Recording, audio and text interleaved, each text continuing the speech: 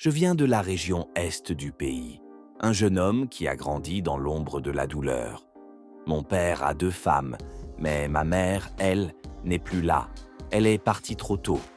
Nous sommes 2, ma sœur et moi, seuls face à un monde qui ne nous a jamais fait de cadeaux. Notre belle-mère ne se soucie pas de nous, et mon père, il nous regarde à peine.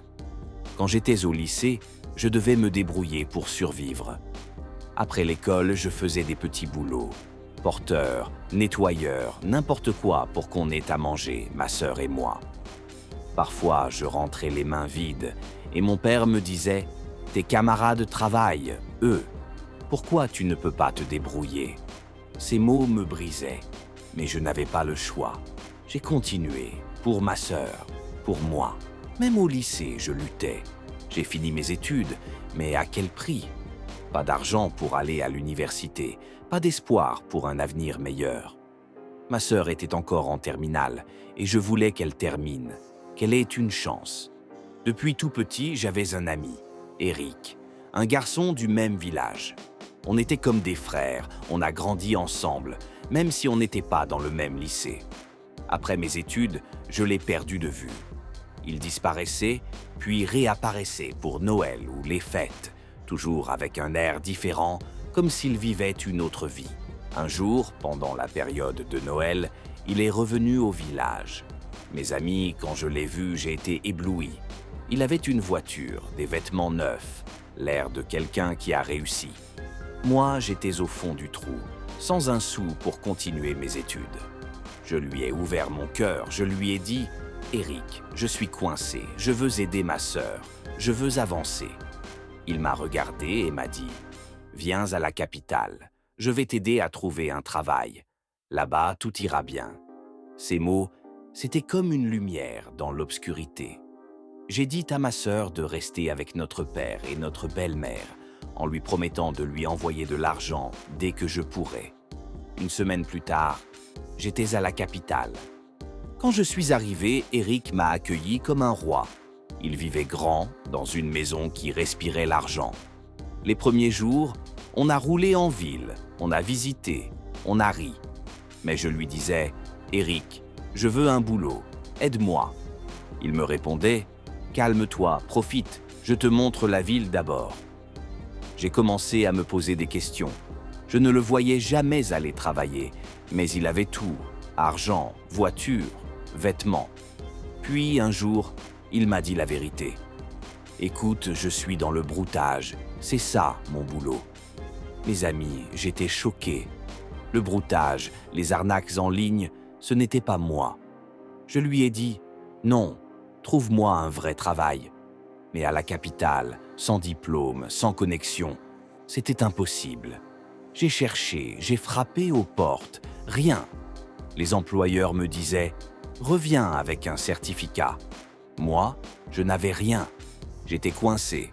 Eric me disait « Si tu veux un boulot normal, vas-y, mais tu galéreras. » Alors, à contre-cœur, j'ai commencé à le suivre. Il vivait avec sa sœur, une fille que je ne connaissais pas bien quand on était petit. Elle était belle, riche, encore plus que Eric.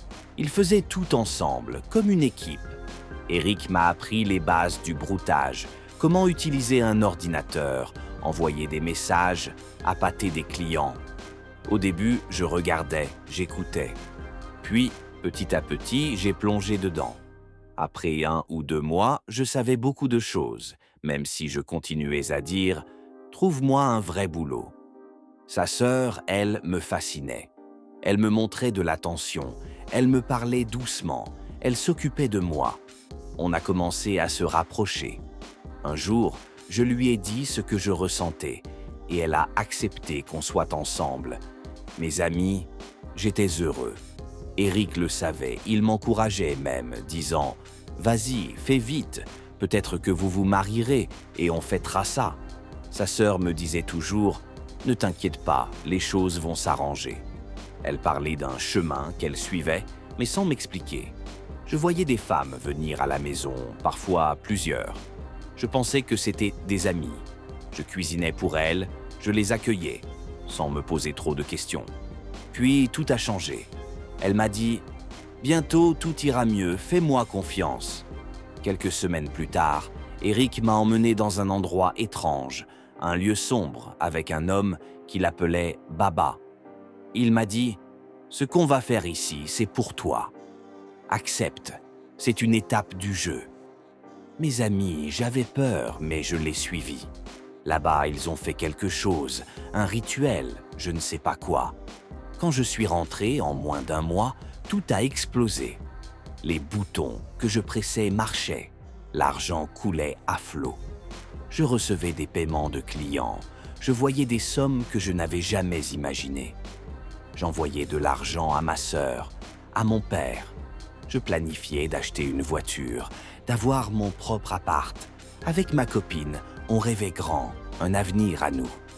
Mais un jour, tout s'est écroulé. Eric était parti pour 2 jours. Il avait dit qu'il allait quelque part.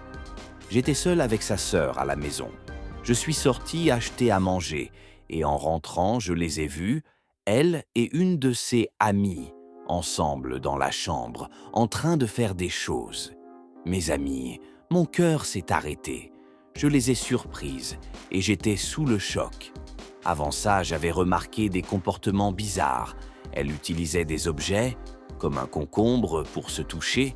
Elle s'enfermait seule dans sa chambre en disant qu'elle avait besoin d'être tranquille. Je lui demandais « Qu'est-ce qui se passe? Est-ce que je ne fais pas assez ?» Elle répondait « Ne t'inquiète pas, tout va bien. » Ce jour-là, quand je l'ai confrontée, elle m'a dit quelque chose qui m'a glacé. « Je fais ça pour toi, pour nous. » J'ai crié « Comment ça, pour moi ?» Elle m'a dit que si elle ne faisait pas ça, quelque chose de grave arriverait. Puis, elle a parlé de ma sœur, ma petite sœur, celle qui est au village, encore au lycée. Elle a dit « Bientôt, il faudra qu'elle vienne.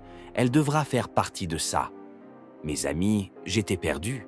J'ai demandé « Qu'est-ce que ma sœur a à voir là-dedans ?» Elle m'a répondu qu'il y avait une société, un groupe dont il faisait partie, Eric, elle et les autres. Que c'était comme ça qu'ils réussissaient et que ma sœur devait les rejoindre. J'ai appelé Eric tout de suite. Il est venu avec 3 de leurs amis et ils m'ont tout expliqué. Ils faisaient partie d'une société secrète et ce qu'ils faisaient, ces rituels, ces choses avec les femmes, c'était leur chemin. Ils m'ont dit que si je voulais continuer à réussir, ma sœur devait venir, qu'elle devait être initiée. Ils m'ont menacé. Si tu refuses, tu regretteras. Tu souffriras toute ta vie et il arrivera quelque chose à ta sœur. Mes amis, j'avais peur, tellement peur. Ils savent tout de moi, où vit ma sœur, où est ma famille. Ils disent que c'est normal, que je prends ça trop à cœur, mais pour moi, c'est un cauchemar. Ça fait plus d'1 semaine que je ne suis pas retourné chez eux. Ils m'appellent sans arrêt. Eric, ma copine. Ils disent que je dois revenir, que je dois amener ma sœur. Sinon, ils iront la chercher eux-mêmes. Ils me menacent. Ils disent que si je ne les rejoins pas complètement, quelque chose de terrible arrivera, peut-être même à ma sœur. Je ne dors plus, je ne mange plus. Je suis terrifié. Mes frères, mes sœurs, je vous en supplie, aidez-moi. Que dois-je faire? Dois-je retourner là-bas, céder à leurs menaces pour protéger ma sœur? Dois-je fuir avec elle, mais où irons-nous? Je n'ai personne, pas d'argent à moi, pas de plan. Je voulais juste aller à l'université, aider ma sœur à finir ses études et regarder où je suis maintenant.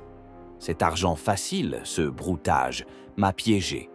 À tous ceux qui courent après l'argent rapide, écoutez-moi, fuyez ça. Moi, je pensais que c'était la solution, mais ça m'a conduit dans un gouffre. Je n'ai même pas utilisé cet argent pour mes rêves. Pas d'école, pas d'avenir, juste la peur. Chers amis, venez à mon secours. Conseillez-moi, guidez-moi. Dois-je aller à la police, risquer ma vie et celle de ma sœur? Dois-je trouver quelqu'un pour nous cacher? Je suis perdu, je tremble et j'ai besoin de vous. Si vous avez une idée, une solution, parlez-moi. Merci à cette plateforme qui me donne la chance de crier ma douleur. Aidez-moi, je vous en prie, avant qu'il ne soit trop tard.